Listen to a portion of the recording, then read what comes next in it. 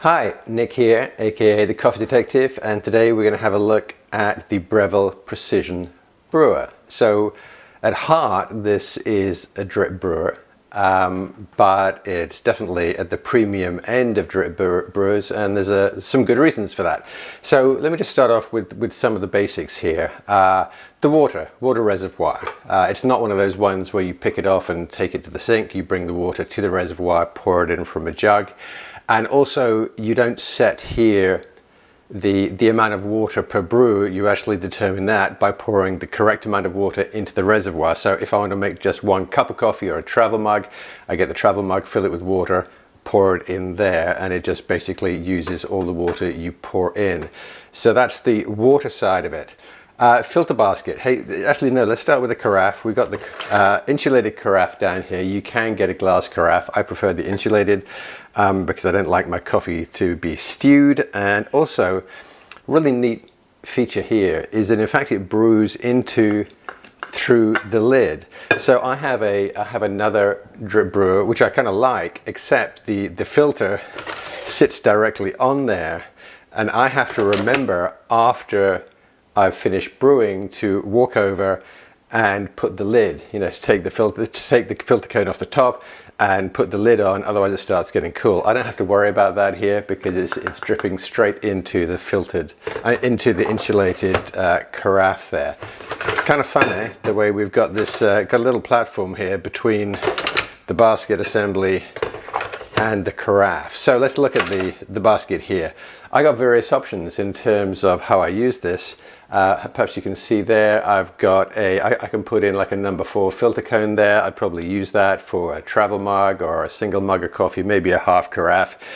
If I want to do a full carafe, then I can put a flat bottom filter into this if I'm doing a full carafe, or indeed if I'm doing a cold brew I can do that, or if I prefer, it comes with a gold tone filter, I can put that in.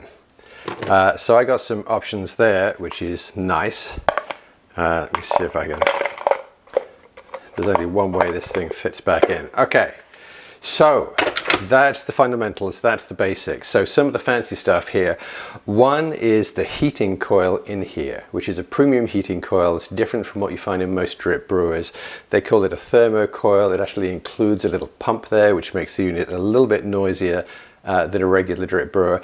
But the upside is that you get far better control over the temperature of the water.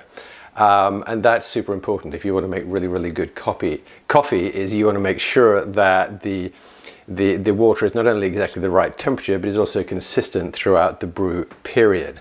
So that's one thing. So some other things, let's have a look at the options I have here, because I have some presets.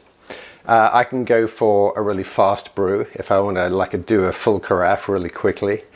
I can do gold, which is probably the standard setting most people want to use most of the time, and that is the temperature and the brew time recommended by the Specialty Coffee Association. So basically that is exactly the right temperature, exactly the right brew time as recommended by the professionals in the industry. So that's great. If you want stronger, go to strong. Over ice is going to be more concentrated, because if it's over ice then the ice is going to melt and potentially dilute your brew, so you want to go there. My brew, I'm going to come back to cold brew. Again, whole different setting. The water is actually going to be cold. The brew time is going to be like between 12 and 24 hours. So yes, you can do your cold brew here as well. So now let's go back up to my brew. And here, if you are really into experimenting and trying different settings with different types of coffee, then this is where you come to, because you can actually adjust things like the temperature of the water. You can decide. Bloom time, that is, so if you were doing pour over and I had a filter and coffee here and I was using my kettle, I'd probably pour in about 1/3 of the water, and then I'd pause for about 30 seconds to let the coffee bloom.